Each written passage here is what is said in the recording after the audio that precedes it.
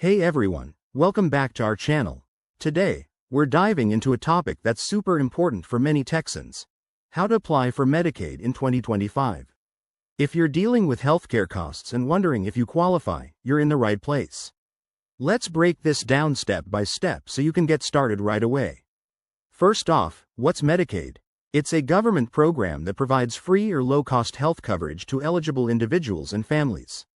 In Texas, it's managed by the Texas Health and Human Services, HHS, and for 2025, there might be some updates to income limits and eligibility criteria, so always double-check the latest info on their official website. To see if you qualify, you'll need to meet certain requirements. This includes factors like your income, family size, age, disability status, or pregnancy. For 2025, the income thresholds could be adjusted based on federal guidelines, but generally, if your household income is below 138% of the federal poverty level, you might be eligible. Remember, Texas has specific rules, so gather your documents early. Now, let's talk about the application process. The easiest way is online through your Texas Benefits website. Just head over to hhs.texas.gov, create an account, and fill out the application form.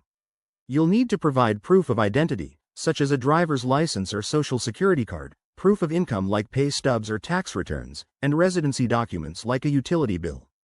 If online isn't your thing, you can apply in person at a local HHS office, by mail, or even over the phone. Once you submit, expect a review process that could take up to 45 days, so apply as soon as possible. Keep an eye on your application status through your online account. A few tips to make this smoother: double-check all your information to avoid delays, and if you have questions, contact HHS directly. They have resources in multiple languages. Also, if you're denied, you can appeal the decision. Wrapping this up, applying for Medicaid in Texas for 2025 doesn't have to be overwhelming. By following these steps, you can secure the health coverage you need. If this video helped, give it a thumbs up and subscribe for more guides like this. Stay healthy, and we'll see you in the next one.